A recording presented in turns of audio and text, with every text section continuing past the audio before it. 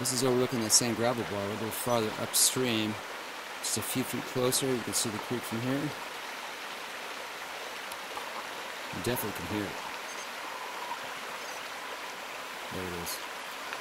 I think of these digital video cameras is hard to get them to pinpoint exactly what we want them to see. I think they know exactly what we want. And that's the open area. We're going to try to make it down this slope, traversing the sides, and take our time. Here's the top of the maples, the alders. That's a whole cap there. Just above that, farther up, are the conifers, the firs. They're pretty tall up that way, but they come down, and there's a new generation of trees after the flood. And then you have this gravel bar that's open still, and then you have the drop off. This looks a lot like Renee's spot right here, you know. Everything looks just perfect. Unfortunately, we don't know where the creature walked. We don't see any big trees. Yeah, I'm coming down. Alright, go ahead. Watch me fall on my ass here.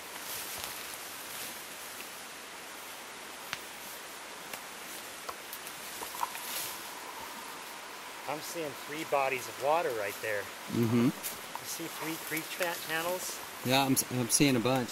What in the world is going on here? Well, there's a log down here diverting the flow. Well, we're almost to the bottom now, eh? Yeah, just right here. Alright, I'm taking a picture again. We're down much lower than Renee DeHinden was, but from above, this curve in the creek and the curvy, nice shape of that gravel bar there really looks like the film site. Of course, you see where the tree line is now. That would probably be the trackway of the creature. So we're seeing the front of the sandbar that could be the site, but we're not seeing any visual access to the back tree line where those big firs are. This is the middle above the big gulch. Ian's down at the lower gulch. This is where we found the little hole where MK had his day there. We're in the middle, right below the X of Renee DeHinden, which is right up over there. And the upper sandbar where Cliff thinks the trackway is, would have had the sighting right down here, and she walked up through there, but we can't access it due to a landslide. Failure in the slope right there, completely unnavigable. So maybe we'll get Robert walking down here now, through the creek and onto the sandbar there, hopefully by those logs, right? Yeah, get a perspective and we'll get a feeling of how big he is. Unfortunately, he'll have to wave so we can see him through these tree branches. This is Steve here. Robert Leiterman off to my left, to the west. We are looking down at what we've been calling the Daniel Perez site, though we don't know what Daniel really thinks.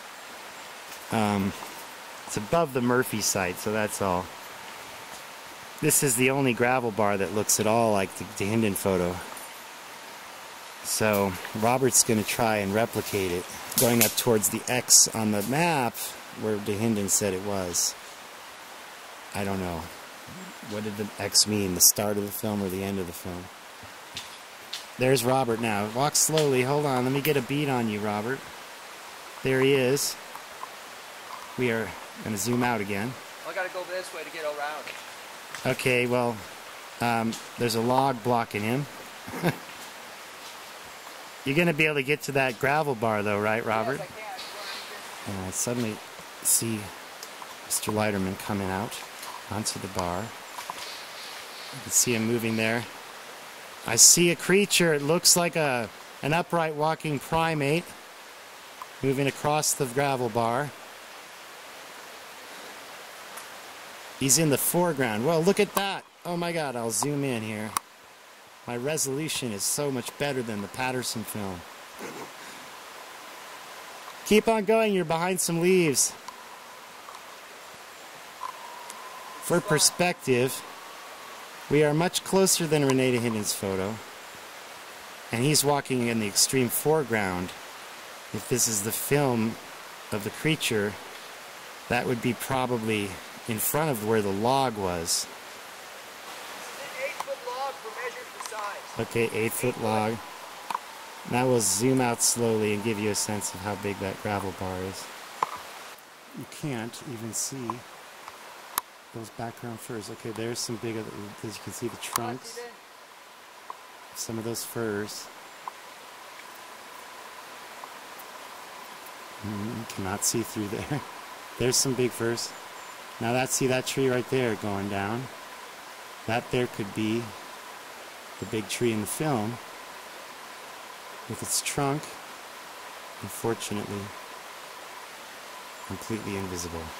There he goes.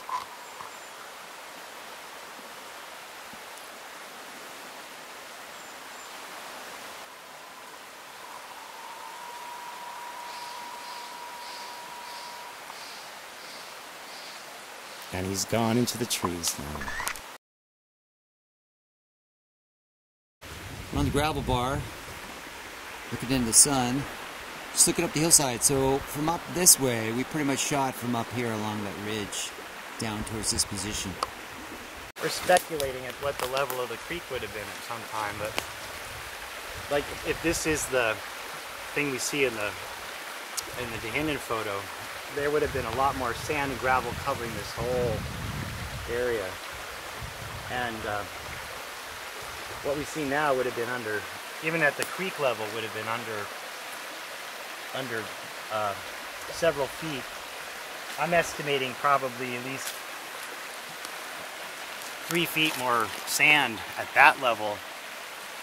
And where Robert's standing now is probably the level of the original sandbar that Patty would have walked on. So Patterson may have run up a bank that is like this high from here. He would have tried to run up from here to here at least. That's just a rough mental estimate. But I think where we are now is the level that Patty walked on. Okay, so the curve in the creek that we see in the photo, the bump that you can see on the topo map going up right through there's the creek going up to that bump. That is where Dehinden's X is on the mark in Daniel Perez's book. That's where he's saying, right there, right before that straight line going north. So basically it's just down river from the bowling alley. So it's an issue of where the trackway was. If we assume this general contour is the same as we saw from above, as in the 72 photo, then that's the end of the film site over there. Somewhere past that bump.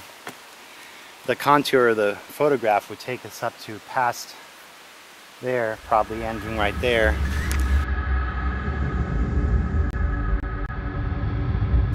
And starting over here. The pathway of Patty pretty much going from some sighting down here, moving through here, the film starting back in here, the big tree being back in here somewhere. The retreat, this would probably be covered with a lot more sand down in there. The retreat way would have ended back in here, the end of the film back in here somewhere. We really need to measure this when we have the tape measure again. You can't get a laser reading, but you know, I think the general distance of the film site fits pretty well from the film beginning. You know, the sighting being down there, but there's 100-some feet of retreat before he even films. So the first frame of the film would have been up in here somewhere. And that corresponds pretty well with the kind of trees we see back in there. There's some big trees, big firs going up right in here. So I can totally see the film starting here, the big tree being somewhere back in here, which we've already looked at. A lot of old fir trees back in there. And moving this way, retreating to the end of the film back in there. We've got the bowling alley. If you look at that big log down in there, in the creek, it's past there. It's just past there a little ways, where the creature was said to retreat. I think we can combine the lower sandbar and the upper sandbar in this way. It's a little implausible to see Rene Dahinden's photo, like we saw here, being present up there. But I think that's still, the Cliff Barrickman site or whatever still includes enough of the big trees, and distance-wise could be still part of a film that started here and ended over there.